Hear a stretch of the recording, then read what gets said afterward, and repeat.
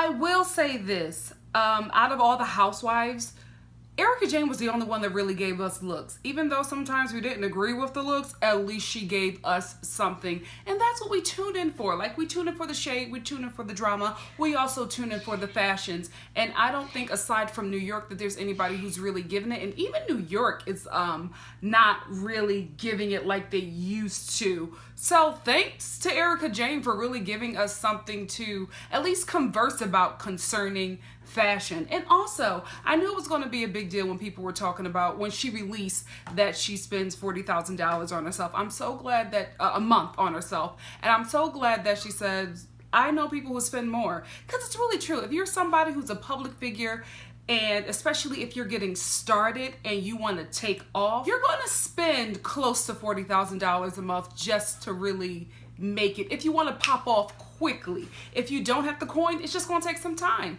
because this industry is all about money and looking like you got it. And I'm also glad that she was just like, yes, I'm making it now. I'm covering my bases. Work, girl. Let them know your coins, because they keep on thinking everything coming from your husband, although it does. But I'm glad that she's bringing in a little bit something for her. Lisa Vanderpump's velvet Chanel purse and luggage. I'm not a Chanel girl, never have been, until I saw that. I need it. I don't care what I have to spend. Like, that's something that you'll spend money on and be like, it was a well worth it purchase. That right there is timeless. I love the purse. I love the luggage. I want the whole thing, and I will get it. Stay woke. So now we get into Kyle's burglary. And listen, as someone who has had their home burglarized, I felt for her. Like, I know what that feels like. And I know that it's very hard to stay in a place where you were essentially violated. You know what I mean? Because it's just not comfortable. After my house was burglarized, our house felt very cold to me. We didn't stay there much longer after that because we couldn't. It just wasn't comfortable. You had people with ill will in your home doing just very dark things, and you can feel that. You, like, when I walked into my house, I felt it. I felt like a dark presence. It's like an evil, real talk. And you just can't stay there. Unfortunately for her, she bought this home, so she's just going to have to make it work. And I feel bad for her. I really, really do, especially things that were given to her from her mother and her father that she just can never get back. It's such a violation, guys. Something I wouldn't wish on my worst enemy. Real talk. I still feel it.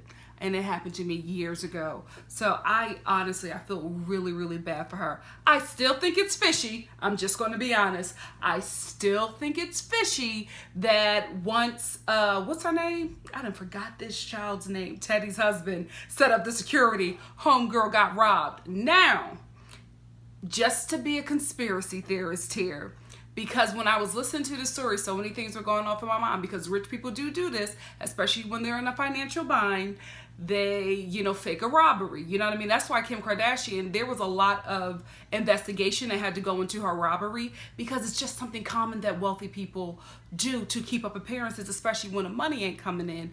Fake a robbery and get the money back in insurance. So that's one thing that I was thinking about, because I was just like, maybe they could have been in a little tight bond and everybody worked together and planned this robbery and got the money back. Listen, I don't put it past rich people. I don't put it past them. It's their MO. Or, Teddy's husband could be running the front. And this happens all the time, especially with people, like, I don't know if you guys know this, but a lot of wealthy people who get like these bodyguards, I remember seeing it on an episode of Empire. What they do is they rob wealthy people, right? And then somebody comes up behind them and say, listen, I saw that something happened to you. I saw that you were harmed. How about my bodyguard service come in and protect you? It's all a setup. It's all a scam. It happens all the time. Or they burglarize and just be like, listen, you really need this security, because Teddy tried to clean it up. She said, oh no, the security wasn't installed then. And but what my husband did install alerted you. And Kyle was like, oh yeah, it wasn't set up and there were a lot of things going on. Or, her workers could have robbed her. It happens all the time. Guys, for me, I just can't believe that these people were able to break into this wealthy woman's home in broad daylight. Okay, check the receipts. In broad daylight, steal everything. Kyle has millions of clothes and shoes and bags. They were able to come in. It had to be more than like 3. Were able to come in, clean out her closets, and nobody got anything. First of all, not only are wealthy people scammers, they are also very newsy. You mean to tell me nobody saw anything? It's something not sitting right. We're going to find out later down the line, but I'm just like, either y'all all in on this scam, or somebody close to you, Kyle, is robbing you, or Teddy's husband robbing you, or them workers robbing you, or you winning for the insurance. Something going on, because there's no way that you can get robbed in a wealthy neighborhood. No cameras, not even your neighbor's cameras picked up a funny looking car or anything like that, and the police couldn't find anything. The police work for the rich. That's all they work for. They don't work for people like me, for several reasons, but we're not going to get into it. But I'm just like, something going on. Or the police could be robbing.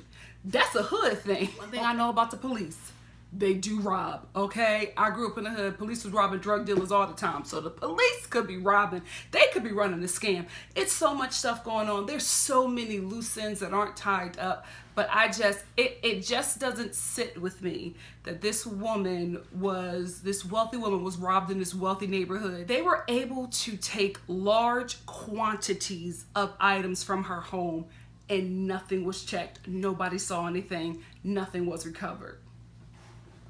Something in the water ain't clean. Stay woke. I thought it was really sweet that Lisa Vanderpump gifted Kyle with another purse to start her collection. I think it was dumb of Kyle to go to the internet and take a picture and post it on Instagram. Like, this is why you got robbed, sweetie. You're flossing for this TV show and people are saying that you have things. Like, Ma, learn from your mistakes. And she did mention that she might not stay in a place, which I can understand. But they dropped a couple million. I don't see them moving like that because no tea, no shade. I don't think they have the coins to drop like 8 mil or even half of that on a home and then be like, this isn't working out, let's get another. Now they could probably sell it, but knowing the kind of salesman that Maurizio is, he's only going to sell it for something more. But they're not going to be able to sell that home for anything more unless they make the proper upgrades because that house has been burglarized. So I don't see them moving anytime soon because they got to recoup what they lost. And if they sell now, they're not going to get a third of what they paid on that house. I think it was very big of Dorit to apologize to Lisa Rinna, apologize to her on this platform for her and her husband, because that was one of the things that pissed me off, that Lisa Rinna apologized and Dorit never copped up to the terrible accusations and things that her and PK said about Lisa Rinna. So I thought that was very big of her, and there wasn't anything behind it. It was just a real apology, nothing behind it except for regret. And I was just like, this is how you apologize. So that was very, very big of her. And then unfortunately we get this clip of last year's reunion, and I'm just like, y'all should have left that on the cutting room floor, because as a viewer of this season, and I felt that it was extremely dry, you take me back to a season where this show was on and popping. And when I saw that clip of the reunion, I was just like, man, what a good show we had last season. And then you take me to this and it's just like snooze fest. Also, excuse me, Lisa Vanderpump, I can speak for PK because I think I know him the best out of everybody here. You know him better than his wife? I think that she is so into herself to the point where it's like Kanye levels, where she doesn't even realize some of the things that she's saying. Like if she was on the earth with everybody else, she would have said that out of her mouth and been like, that was ridiculous. But she couldn't hear it and she just kept on going because Lisa Vanderpump believes the hype.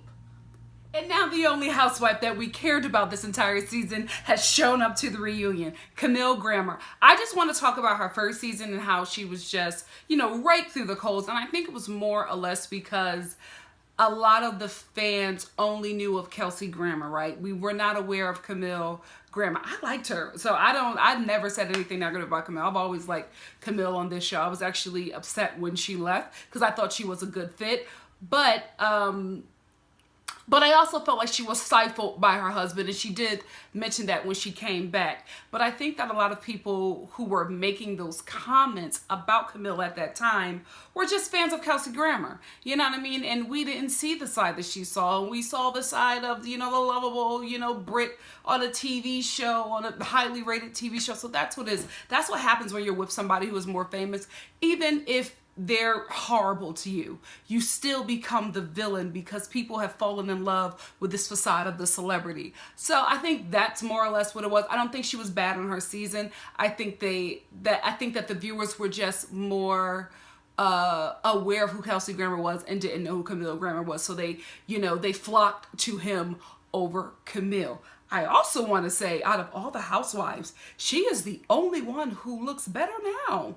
Like, I was looking back at that, like, flashback that Andy showed, and for me, I felt like Camille, like, not only did she not age, but she improved. Everybody else, time has done its duty. But Camille looks good. See what happens when you get rid of a bad partner? You flourish inside and out. And the fact that she wore that ball gag as a bracelet. Yes! Thank you for bringing some shade to this show. This is what we tune in for. Get the formula, ladies, or you will get cut. Andy ain't that afraid of that money. I would have wanted more context behind Dorit just saying those things to Camille. Because it just, to me, even though Dorit was wrong and is still wrong, I just didn't. The way they filmed it, it just came out of nowhere. And I feel like there was a conversation leading up to that, or a story or something. It just was cut up poorly. In my opinion, I felt like it was cut up in a way to make Dorit look bad, right? And maybe if they showed the whole thing, she would not have looked as bad as the storyline wanted her to look. And I'm not defending Dorit. I'm just saying, for me, as a viewer, it just didn't make sense that they just had this one clip of Dorit at this dinner saying these crazy things to Camille. Like, she just turned to her and started blurting it out. Like, that would look like somebody has a problem. But I think that there was more. I think that there was a conversation. I think that things were being said. And I think she said something to add to that conversation, and it went too far and embarrassed Camille. Absolutely. I'm not saying that she's right, but I'm just saying that we're not seeing the full story here. And also, did y'all see that clip of Allison Dubois? Andy, listen, you got to give us a show, bro, especially with this season. Everybody is saying that it's not good. The fans have checked out, right? You want to give us a good season? Have Camille and Allison Dubois, whatever, make up on the show, okay? And have, you know, Allison come back as like a friend to Camille, and, you know, make her like the white Marlo, okay? Because that's what we need. If the women are not going to get it popping, Allison will get it popping. We need somebody who will not start, you know, fires just because, but somebody who will call out something, call out the women being fake, because the women on the show do have issues with each other, but they are so fake. They're always trying to keep up with appearances. They do not deal with them, and I feel like we need to have somebody on the show who will call it out and will not allow them to just play like everything's okay when we, the viewers, can see it's not, and we're pissed because we're not going there, and they need to. If you're going to film it and put it on TV and expect me to watch, you better give me a show. I will say I'm thoroughly impressed with Dorit this portion of the reunion, because she's owning it. She's owning up to the offenses that she made towards her co-workers. And she's really given apologies that I believe. You know what I mean? An apology, and I guess more or less an apology that I would want to receive if, you know, somebody offended me in a way where I don't feel like it's anything, it's like it's layered with anything. It's just really like, I'm sorry. You know, you don't have to be like, oh, but if you hurt me and you recognize it and you recognize that behavior and you won't do it again or repent for that, like, I get that and I accept that. And I really feel like she's doing that. She's not backing away from anything. She's just like, you know what? That was wrong with me. I should not have done that. I should not have made you feel uncomfortable in your home, Teddy, about some wine glass. It really wasn't that big of a deal, and I'm sorry. And I love that she did that. And I also love that she said to Teddy, you shouldn't try to impress us or like feel uncomfortable in your own home, trying to make us feel like, she didn't say this, but I think this is what she was trying to say, trying to make us feel like you have the same wealth or show your wealth in that kind of way. Because Teddy, I feel like, got more money than a bunch of these broads, at least an inheritance, right? So I don't know, guys. I'm rocking with Dorit this part of the reunion. Hell has frozen over. This is why we need Camille as the full-time housewife, because she was the only one who checked Erica. When she was talking about that whole, like, Teddy's beach house or whatever, Erica was making faces, rolling her eyes and doing all this stuff, and Camille checked him. It's like, why are you giving me attitude? This is why we need her. No other housewife would do that to Erica because they're afraid of her. Camille ain't afraid of nobody, and that's why we need her. And some new broads too, Andy. I don't know what you're going to do, but as far as I'm concerned, Erica needs to come back for the fashions because she gives it. Even if we don't like it, it's something that we talk about. She brings the fashion element. Camille needs to come back because she will stand her ground. She will not let these chicks walk all over her. Maybe Vanderpump has to come back because she brings the luxury and, you know, she's the oldest, and you always need that kind of anchor, right? I don't know about the other broads. I don't know. I love Kyle, right, as a person. I don't think she's interesting enough on this show. I don't really feel like she gave us anything this season to warrant her to come back. The same thing with Dorit. She just wasn't interesting to me this season. Just my opinion. Teddy wasn't interesting this season. And I'll give it to her. She was probably nervous. It's her first season. And you're not going to be on all the time. And it's a new environment. But listen, you're getting paid thousands of dollars, hundreds of thousands of dollars to perform. You being first and being new and being weird, you can't, not when you're making that kind of money. You can't give me that and it's okay. So I don't know. I really don't know. I think Lisa Rinna always has to come back because she's just like the fun drunk auntie. You need that on this show. But I don't know. I'm on the outs with Dorit, Teddy, and Kyle. I don't know if I would want to see them back with what they're giving this season. And you know what? I also enjoyed that makeup between Dorit and Camille. I felt like it was real. I didn't think that they were doing anything for the cameras. They had a real moment. Maybe they were, maybe they weren't, but I like the fact that they can come to some conclusion. Like with the Real Housewives of Atlanta, I hated how brutal it got at the end, even though it was towards Kim. I didn't know if we would see a happy resolution, and I was so glad that we did, because all the little ladies, maybe because Kim was just so terrible, was able to put their differences aside and realize it's not that big of a deal, especially when you're dealing with, you know, a certain kind of evil. They joined forces and they got her out of there and they put their issues aside and they came together, and I love that ending. And I love this as well. Like, I don't, like, yes, I say all the time we tune in for the shade and the drama. We also tune in for the fun. We also tune in for those real moments when it's women coming together, giving heartfelt apologies, really moving on like mature adults, mature women, and showing that it's possible, because women have this stigma that we can't get along, and I don't want that to be the essence of this show. I want it to be, we can throw shade, you know what I mean? We will come for you, we will get you together, but we also love each other. This is a sisterhood, and we're not going to let each other fall. You know, we need balance in these shows, and I feel like a lot of them, for maybe the last 2 seasons, have not had that. Maybe it's a shakeup in production, I don't know, but I do feel like things have felt off with the Housewives shows for the past 2 years. Hopefully next year, or wait, are they going to come? Yeah, next year, 2019, we're going to get better seasons, especially from Atlanta. Hopefully I can, you know, let you guys know what I know. But I'm positive. I'm positive it'll be better. I don't know about Beverly Hills, but everybody else, I think we're going to do good. In defense of Lisa Vanderpump in this photo shoot, right? I am not buying the whole Dorit wanted, you know, more time so she can get her own people and all those things. And even Erica Jane jumping in to be like, oh, can I get my own people? You know, I would offer to pay for it. It don't work like that. If a magazine, first of all, this is advertisement for you. If a magazine is putting you on their cover or in their book, they have their people, they have their hair and makeup people. Yes, you can bring someone, but it has to be approved, right?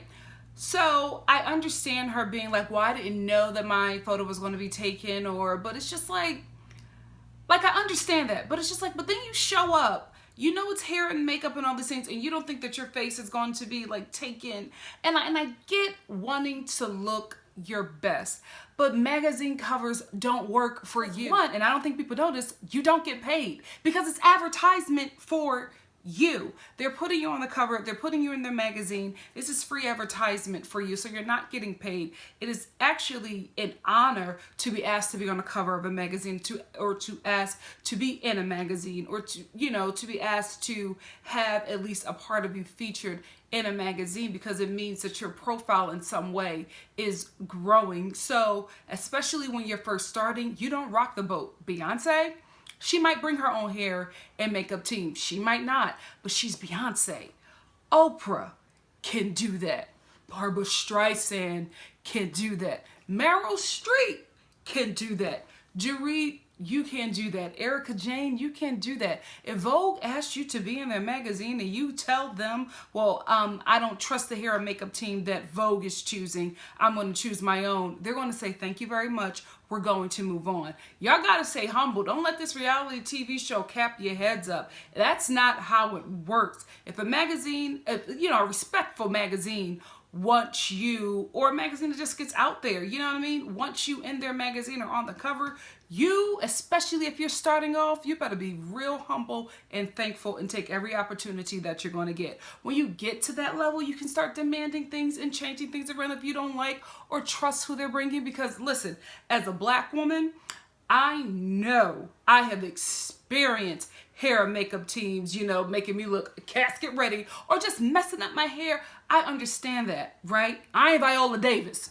You know what I mean? So I can't be going in shows, you know, causing a fuss right now. But not saying I'll cause a fuss, but when I get to a certain coinage level and as my profile grows, then I'll be like, you know what? I have my makeup person, I have my hair people, just in case. I'm still going to respect the people that you hired and trust that you hire some people that will make me look my best, because no magazine wants to whoever is on the cover or inside the magazine to look a mess, right? It doesn't look good for the magazine either. And I just felt like Dorit was just very disrespectful and she wasn't humble. And I totally agree with the guy being just like, that was negative energy.